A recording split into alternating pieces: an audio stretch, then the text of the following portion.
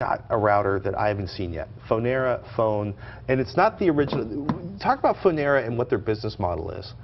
It's kind of tricky. It's kind of like subscription Skype over Wi-Fi, and they want to basically blanket the world in Fonera Wi-Fi. And basically what that means is if you see one of these access points when you're running around, you can connect to that Wi-Fi and you can make phone calls on it and you can browse the web if you share your Wi-Fi with one of these devices. If you don't, you have to pay a little bit of money.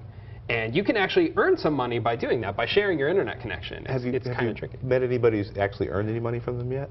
It's not very big in the US. Right. For starters, and I think you've either heard of it or you haven't. If you haven't, that's because it's not very big in the U.S. And if you have, you probably already know it's not very big in the U.S. But outside the U.S., it's actually got a little bit of a pickup. Is it an expensive router to buy? Well, it's not incredibly expensive, and part of that is I think because they want to try to subsidize it, because they make money from you actually using it and getting people to connect to that Wi-Fi hotspot and transfer data. But it does do some stuff that other routers don't. Such as? Well, it's got this USB port right here, and some routers have that, some don't. This one actually, you can connect a USB hub to this and connect a whole plethora of devices. You got USB 3G modem, you can plug into that thing, printer, you can do a network drive, just plug in any USB hard drive, and that can be shared over the network. So you get your storage, your print management, you can do 3G if you're off the I guess you're away from the internets, the normal internets. Well, yeah, and so one of the other things it does is it's got a YouTube and Flickr uploader too. So you can actually just throw a bunch of media at it, walk away from your computer, and it'll get uploaded to the cloud. So it's pretty much has everything but a BitTorrent client? No, it has that too. Oh, really? Yes, and actually one of the cool things is it has apps. So there's an app store for your router where you can get plugins and applications so it can run other clients as well. I mean, clearly people still have to go out and develop that stuff.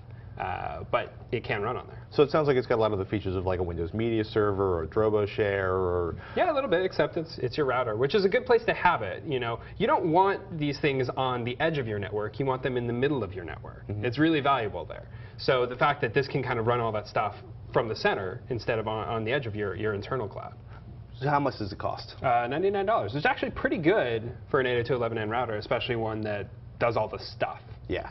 I don't think it's going to be dual band for $99. No, it's not going to be dual band, but I mean, they would like you to know, Phone would like you to know, that you can actually make money with it. I don't know that you will make any money with it, but you can.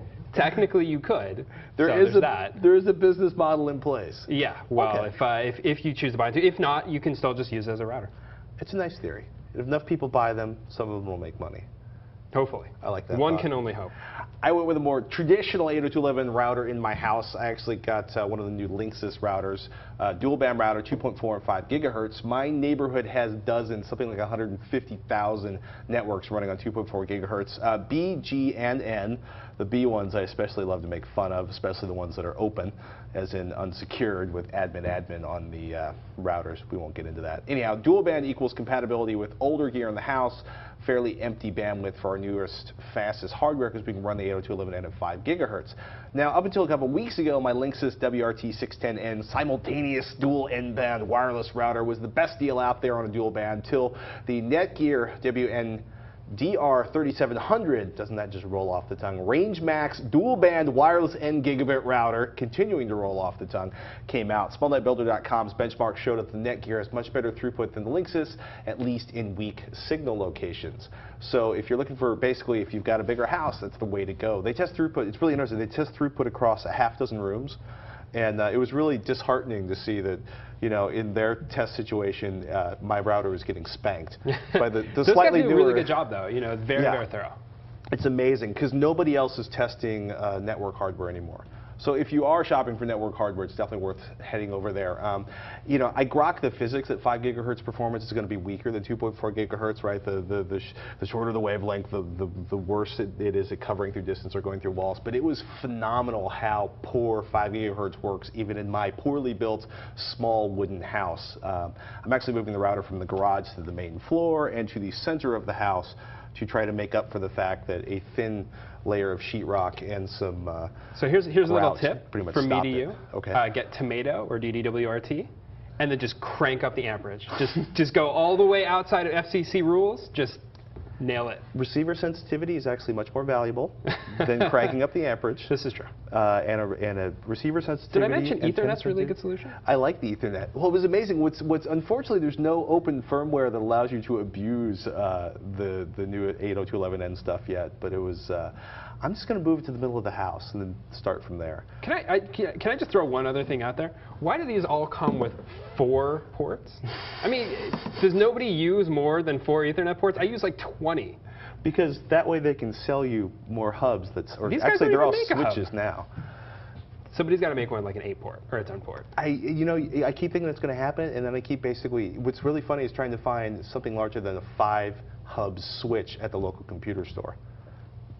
Because apparently 9 ports in a switch is all you're ever going to need if you count the 4 that are already in your router. I don't know. If somebody's out there working in the industry has an answer for us, let us know. Because actually, we're both curious now. Why? Why not more ports? Maybe the average home only uses like 3 ports. Yeah, well, my home uses more, so there's an unmet demand for you. I'll buy some more gear. Still to come, people.